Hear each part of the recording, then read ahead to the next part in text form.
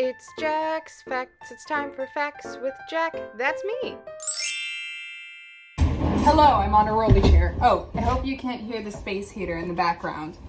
If you do, don't do that anymore. Okay, I'm in this corner because... yeah, that's why. I don't exactly have a setup anymore because my room has since been rearranged since the last time I filmed in there. So, oh well.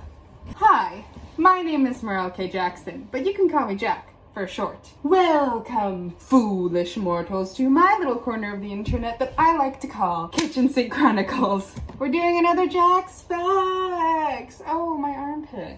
And today is all about... oh, we got our first request! It's all about the different versions of Cinderella as they have evolved throughout history and throughout the world. And I'm turning again. Why am I turning again? I got a request to cover the 10th century version of Cinderella, and I did make a couple of reels based off that. And I was planning on making more reels centered around Jack's Facts in the future, and then I just never did. But I did make those, so you can go watch those on my Instagram if you want, at Kitchen Sink Chronicles. I am covering the 6 versions that I thought were the most influential, or the ones that had more of a linear evolution. I find it fascinating to look at the history behind famous fairy tales and sort of see how they evolved over time. And Cinderella is definitely a fairy tale that has evolved a lot. All right. Okay, I'm spinning. Oh. The thing about Cinderella is that every culture basically has its own version because Cinderella as a story is just so adaptable and contains some very universal themes. The aspects of a story that get it dubbed a Cinderella story usually include a rags to riches story, an evil step-parent and step-sibling, something vaguely involving a shoe, and finally, the thing that will surely get something to be dubbed a Cinderella story, a royal or otherwise high-ranking person of nobility or great social class looking for and finding a bride among poor or common folk. It's really this disparity between social classes and the searching that gets something to be a Cinderella story, and that sort of theme is the thing that exists in many cultures across the board in all of these stories.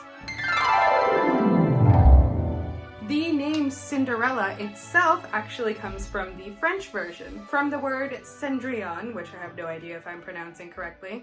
Cendrillon. What? Wait. Cendrillon. Why are they saying it so fast? Cendrillon. Cendrillon? Which in English translates to Little Ash Girl. We'll get to that later. There are estimated to be between 345 and 1,500 different Cinderella-type stories in existence in the world. Just different versions of the same Cinderella, or different stories that get called a Cinderella-type story because they have those same themes, and then all those add up. With a different source saying that over 500 have been found in Europe alone, which makes sense because a lot of European fairy tales and folk tales were kind of just passed around from country to country, with each small area having its own version. And I love studying how stories can be passed down in oral tradition and how they evolve. Anyway, to the first one I was going to talk about.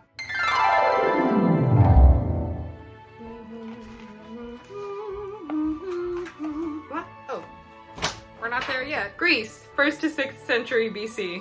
Yes, I know that is a very wide range. My sources seemed to disagree with each other. Out of all the characteristics that make up whether something is claimed a Cinderella story, this one falls into the whole marrying into a higher social class and vaguely having something to do with shoes category. Basically, an ancient Greek geographer is said to have spun a tale about a slave girl from ancient Egypt whose sandal was snatched by an eagle and carried all the way across the Mediterranean and dropped right in the lap of a pharaoh. Well, it says king, but in Egypt they had pharaohs. The king admires the sandal's beautiful shape and takes it literally falling from the sky as a sign from the heavens, and decides to seek out the sandal's owner in order to find his bride. This is the first Cinderella-style story documented, but it is definitely not the first Cinderella-style story to exist. This one is probably considered one of the first because it vaguely has something to do with a shoe and has those other themes present. Not to mention that it's kind of hard to go farther back than this when it comes to any stories, so I feel like I'm not fancy enough. I'm gonna get a teacup. China, 9th century. This story is called Yan Shen, or Yi Shen, or Yeshen. Again, my sources seem to disagree. In this story, a young girl named Yeshen is given magical fish bones that will grant her a wish. She uses these magical fish bones in order to create a beautiful gown and pair of slippers in the hopes of finding a husband. She ends up losing one of her slippers and leaving it behind only for a monarch to find, with this shoe having a golden fish scale pattern. And he goes on a quest to find the woman whose tiny feet will fit the shoe. And yes, this story really puts an emphasis on how tiny her feet are. Like, I've read most of these that I'm going to be talking about, and like, it really puts an emphasis on how tiny her feet are. Like, a lot of emphasis. Anyway, her beauty convinces this monarch to marry her and the stepmother that she has that treats her badly, because that is, ding ding ding, another category that this one has to count it towards a Cinderella story, a wicked stepmother or stepmother and stepsisters, who in this story gets crushed to death by stones in her cave home. This is not the only story where the stepmother meets a cruel fate. This one already starts to sound way more familiar to a modern audience, and there is quite some time between the first documented one and this one. By this point, Cinderella stories had already been circling around. It's just really hard to find concrete examples of ones in between this. See? It's evolving. That's what I'm talking about. That's what I love looking at. Also, this teacup has absolutely nothing in it. Like I said, I just wanted to look fancy. But you know what? I feel like this just isn't enough. I mean, I don't even have a plate to set it on. I was just setting it on my hand, pretending like everything was normal. I need to upgrade to something more decorative. Huh. That's better.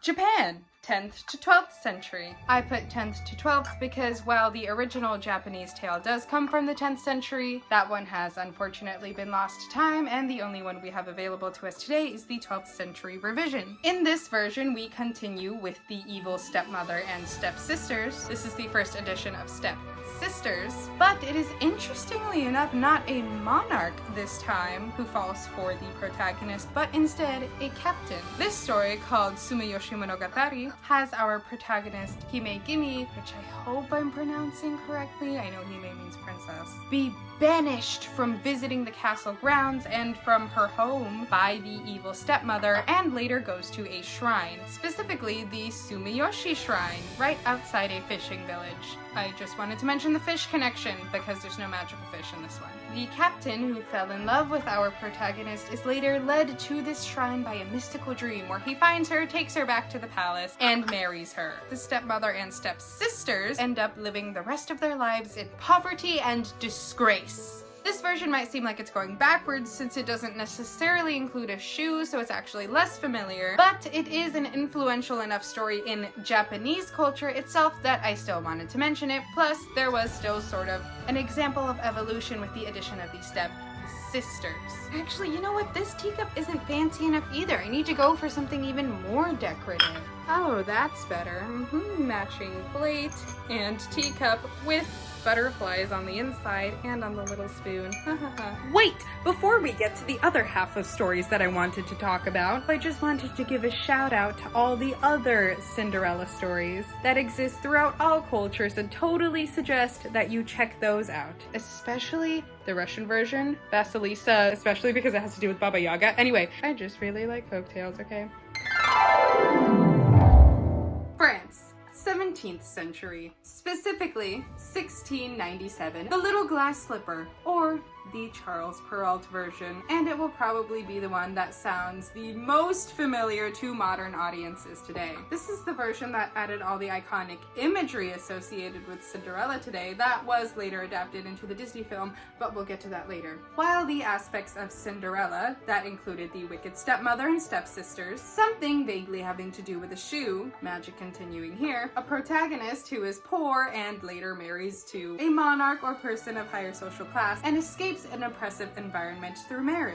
All the aspects of Cinderella that have thus far been developed are present here, but This version adds so much more than all of the other ones, and this is really where a lot of the iconic Cinderella imagery comes forth. Charles Perrault was really great when it came to like imagery specifically.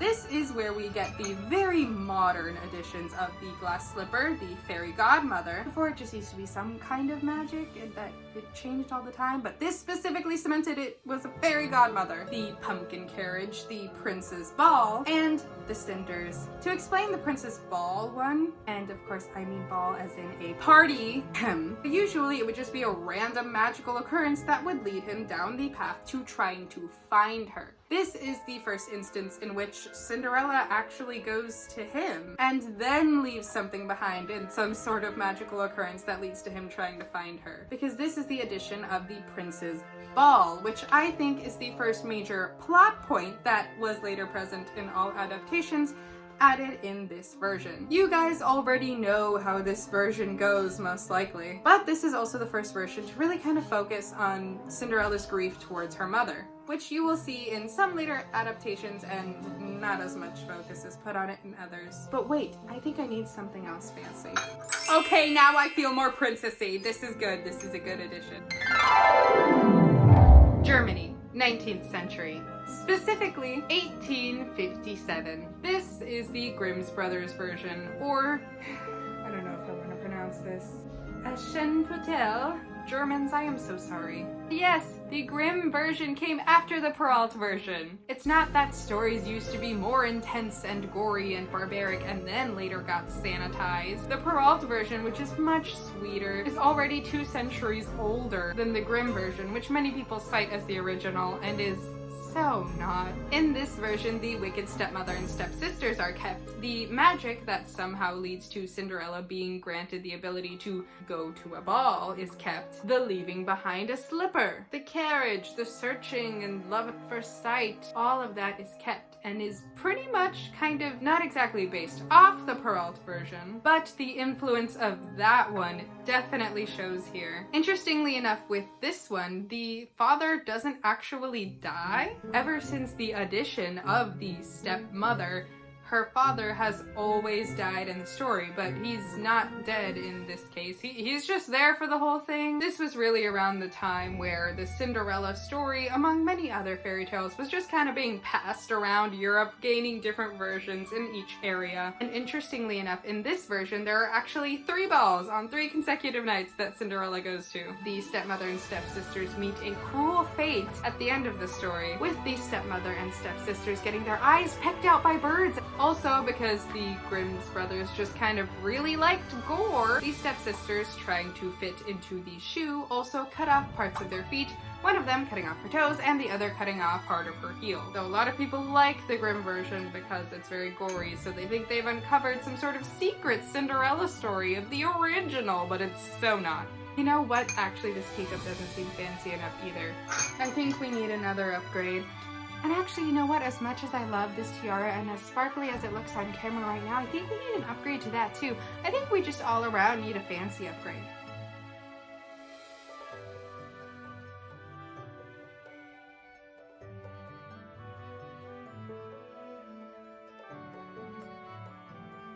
This is my quince crown, don't judge me. Now I feel sufficiently princessy. Also look at the other side. Ah! This is my favorite mug. Do I even need to introduce the next version? I guess I will. Yes, it's finally time to talk about you. Have you been there the whole time, creeping in the background? Ugh. It is now, finally, time to talk about the Disney version. That's what I was reading earlier. What? United States, 20th century, specifically 1950. The Walt Disney Company puts out the smash hit motion picture Cinderella. This is the version that has most influenced every Cinderella adaptation to date, most of which are films. Several hundred films have been made actually that are Cinderella adaptations, not all of them coming after Disney. This one had the advent of adding musical numbers. This is also the version that added in aspects that would later be adapted, such as her iconic dress being blue. Now in the original movie it is actually more of a silvery white, and it only looks blue in some shots because of the shadow that she's in, but for marketing purposes, her dress is officially blue in all merchandise because they kind of want each princess to have her own like color of dress that can be easily recognizable. And I could go into the history of Cinderella dresses alone. This film is what made Cinderella's dress iconic. Before then, it was just a gown. It was a ball gown. She wore it to a ball, whatever. And it has inspired many weddings and quinceañeras to date. But this dress has also inspired every single dress in every single adaptation of Cinderella that came after the movie. Yes, I said it, and I'm right about that. This version also adds what I think is a very interesting plot point that for some reason doesn't get included in a lot of adaptations afterwards, which is the glass slipper actually breaking. But Cinderella has the other one, of course. Yeah, spoiler alert for a movie that is 70 years old. A plot point that I wish had been in more adaptations afterwards, even adaptations done by Disney, would be the slipper breaking, because I think that's just an awesome moment of tension and a way to sort of stick it to the stepmother and stepsisters without being overly violent towards them. This version definitely takes most of its inspiration from the Charles Perrault tale and is even named a direct adaptation of the Perrault tale in its opening credits sequence. It's also one of my favorite Disney movies, if you could not tell that. And that concludes all of the facts and stories that I had in store for you today. If you liked this video, go ahead and give it a thumbs up, and if you really liked this video, you can go ahead and subscribe to my channel. I'll leave a playlist of the other Jack's Facts here, as well as something else that I think you might like. Go watch my short films, watch them. I have another one coming up. Thank you so much for watching, and I'll see you in my next video, I guess. Oh my god, I haven't said that in so long. Bye! Oh my god, so I was setting up Cinderella to be in her new hiding place for this next shot, and she literally lost her shoe.